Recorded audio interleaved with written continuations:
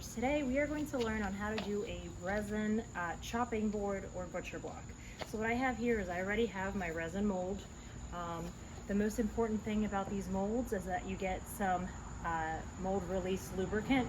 So you want to give it a really good coat so that whenever you try to remove your epoxy resin, it actually comes off cleanly and you don't have to break the mold. The next thing we want our pieces of wood. So I already have these cut to size. As you can see, they're going to fit in here perfectly. They can be really rough on the ends. That's okay because we are actually going to finish them once the resin has been set. Now these pieces that you see here, I'll move this out of the way. You can actually see that they're going to be chipping off. So I want to remove as much excess as I possibly can, because otherwise when the resin adheres to it, it's going to pull off from our wood and it's actually going to destroy our board. So I have my sanding block right here. And you can, I don't have a very thick one here, I just have a little one, but you can use whatever you can find at your local hardware store or whatever you have at home.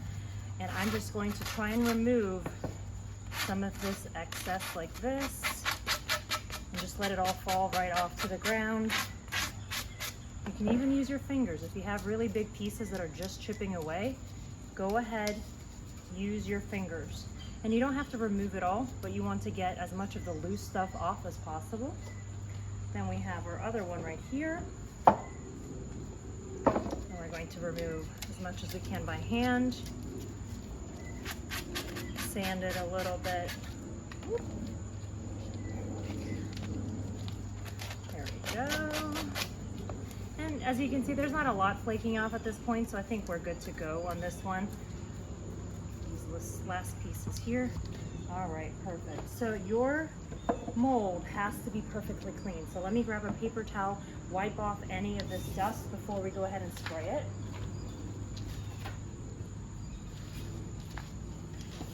Just a paper towel, make sure it's nice and clean. I did wash this with some Dawn dish soap just to remove any residue since I've already used this before. Okay, and we are ready. So get your mold release lubricant. This is the particular one that I got from Amazon. And we're going to give it a nice big coat. You know what? I don't want to be breathing any of this in, so I'm going to be wearing my mask and goggles. Safety first as always.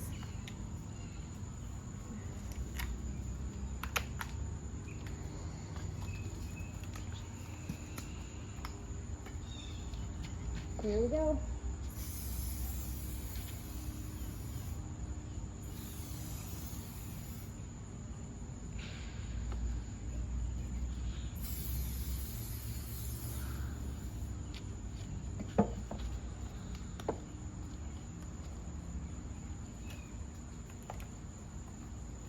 So you can see that I went really heavy on the corners. The corners is where that resin is going to stick the most. So make sure that you put enough of that spray in the corners. Now we're going to be putting our wood. So it doesn't really matter which side goes up, which side goes down, because you're going to run it through a planer in the end anyway. So right now I'm going to position this in place like this. So if you take a look, I have this nice big gap. Now this is supposed to be, the wood is a little bit smaller. This is going to expand because of the chemical reaction that happens, so you don't want this to be super tight up against the mold. You could risk breaking it. So I have this gap here. This is where I'm going to be pouring my resin, and I've decided to go with a pretty blue color for today. Now the next step is for us to mix our resin. Now I particularly like this brand. I got this on Amazon as well. I have tried other brands and I noticed that this one does a better job of not releasing bubbles. Whenever the epoxy resin releases bubbles, it leaves a white film on it and it looks pretty ugly. So this one I have found to work great. I also like that it comes in different sizes. I have tried mixing this myself and the cleanup is a mess, so I highly recommend that you use anything that is disposable. So we have disposable buckets here that we don't mind getting rid of. We can throw them out as soon as we're done. And I like these smaller bottles because it means that the ratio is 1 to 1. I mix equal parts. I don't actually have to use a measuring cup. So let's go ahead and mix this. We are going to need our mixer, our drill with a mixing paddle, and we're going to be using one of these buckets. So let's get started. All right, so we are ready to mix. So I have this disposable container. I actually just used a empty yogurt container because I can throw that out. And here we go. So for this particular epoxy resin mix, the ratio is 1:1. So what I'm going to do is just carefully pour it all in. One of them is more viscous than the other, and you'll notice that you want to make sure you get it all out of the bottle. Mixture A is a lot more viscous. Now I probably should have used the container that was a little bit bigger. You can see I'm right at the rim here. But we don't want to mix this too quickly. We don't want to put a lot of air bubbles in there. But what we do want to make sure is that the mixture is clear. So right now it's going to be a little bit cloudy, and we want it to be completely clear. All right. One thing you want to also have ready is your color, your pigment. This is the one that we're going to be using today, and a little goes a long way. So you don't need a lot. And here we go. You can see it's a little cloudy. You don't want any of that cloudiness in there. So we're going to be mixing for approximately 5 to 8 minutes.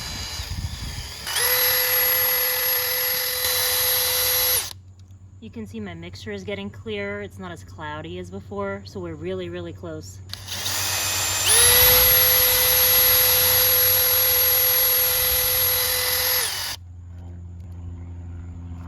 Now what we're going to do is we're going to add the pigment.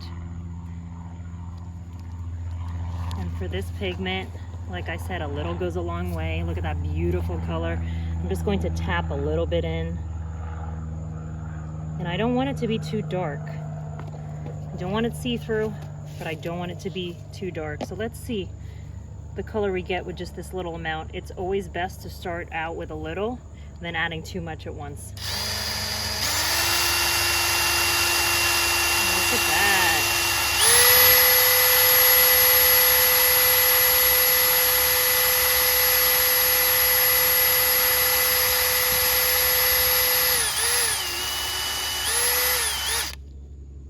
We keep mixing it just until the color looks like it's evened out.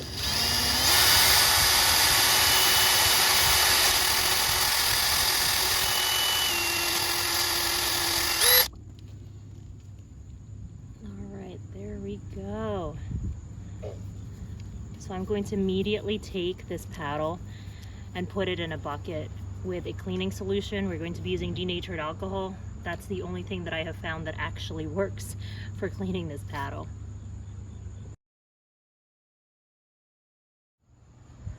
All right, so it's time for us to pour. So here is our mixture. You can see that beautiful blue, and it's got some streaks, and that's okay because we want a little bit of pattern along here. You can see I have my board set up. We do have a gap on the ends, which is perfectly fine. Now this piece, because it is smaller, sometimes if the piece of wood that you're using is very light, you may have to put a little bit of weight on it, maybe put a dumbbell to support it. This one, we've tried it with this one before and nothing floated, so we're going to assume that it's going to react the same way. We do have a couple of particles that you can see here that are stuck to my mold, and I'm not too worried about them as long as they're not floating into my mixture, because once we are done, once we remove this from the mold, like I said, we do have to put it through a planer, and a lot of that stuff that's on the far side is going to be shaved off anyway. Just like if I was going to be drawing on or making any markings on this wood, I don't have to worry about it because it's all going to be sanded and run through the planer at a later date. So here we go.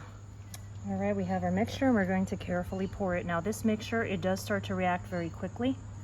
So we want to work with it fast. This particular mixture actually sets in 24 hours.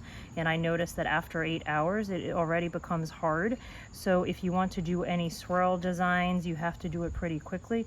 You should not be waiting a couple of hours to do those swirl patterns.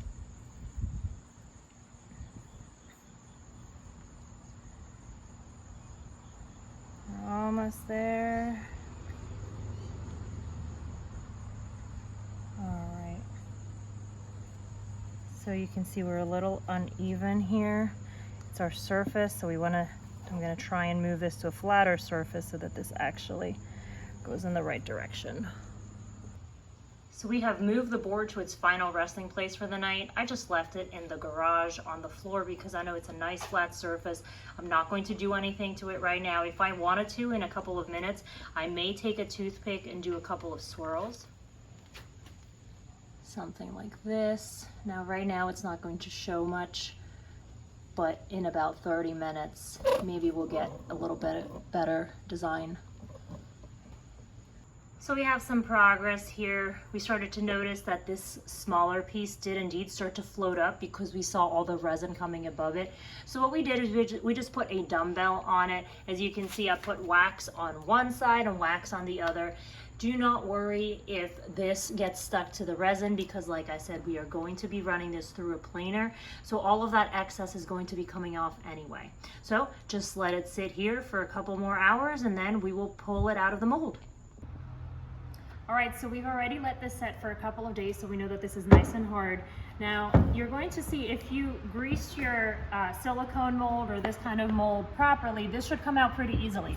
So let's see. I'm gonna put my hand here. Actually, I'm going to pull the edges first, just to make sure that it comes apart.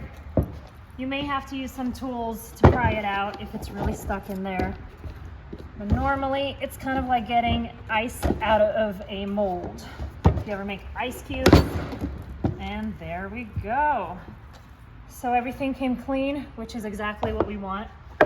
So let me show you what we've got to work with here. So you can see some of the resin got underneath the wood, but it's okay because we're going to run this through a planer on both sides.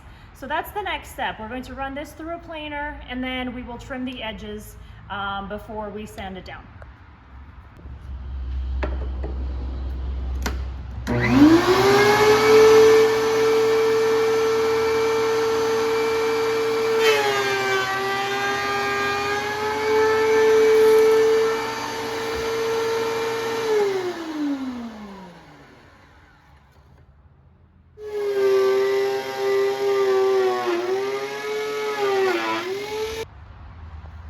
All right, now let's rough cut it so we have 90-degree angles before we route.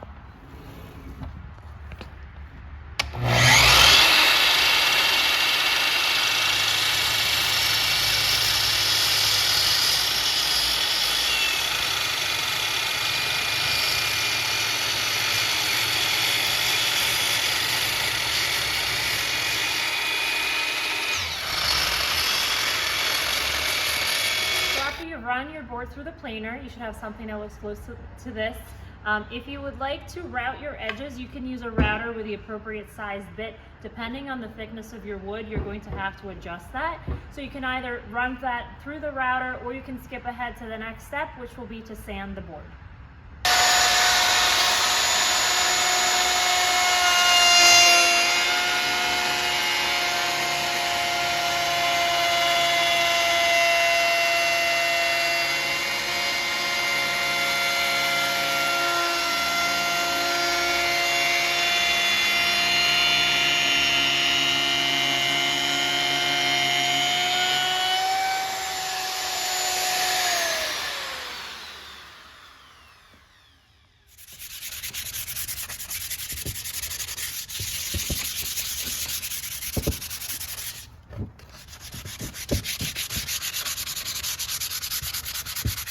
After you've sanded your pieces, the next step is to grab some denatured alcohol so that you can wipe all of that dust off.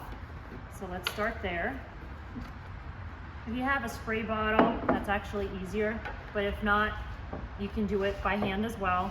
And we just want to get all of that dust out of the way So we're actually going to be doing two different projects. This one we're going to be turning into a serving tray, and then this one we're going to actually turn into a charcuterie board. So once we have all of this alcohol already dry, and I'm actually going to work on our charcuterie board. If you're going to cover it with epoxy again, don't do the next step. But what you want to do in order to treat your wood is you want to grab some cutting board oil. This one is a Walrus oil brand. And then you also want some wood wax. So what we're going to do, and we're actually going to do this with our hands, we're going to spread a little bit of oil on the board, and just using your hands, you're just going to massage it in. So when we use the sander, we didn't make it super fine because we want to allow the wood to absorb some of that oil.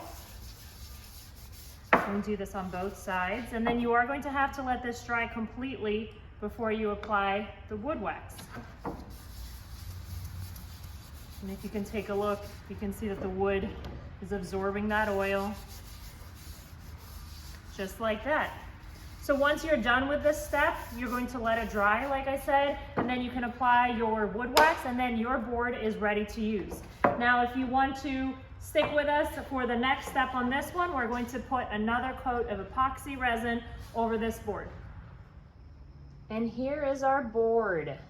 So now we're supposed to leave this to dry for about 72 hours. That's how long it's going to take for it to cure. You can see it's nice and shiny, so we got a pretty even coverage over here. Now I did add a little bit more gold leaf. The gold leaf that I had put underneath, it looked good, but I wanted to see a little bit more of that crinkle texture, so you can see the difference between the top and the bottom. I was really just experimenting, so you can feel free to do whatever you like. You can add any sort of embellishments. I have seen some people add dried flowers as well, so feel free to finish that board however you like. And then what you can do is, if you would like, you can add some handles right here on both sides, or you can just leave it as is. That is completely up to you. And here you have it. So we have two beautiful ways to finish your epoxy serving board. Here, this is the one where we just use the oil and then we put a little bit of wax on top of it. And this is the one where we covered it entirely with epoxy, so it has a nice glossy finish. And there you go. So feel free to get creative and try your own versions of epoxy serving boards.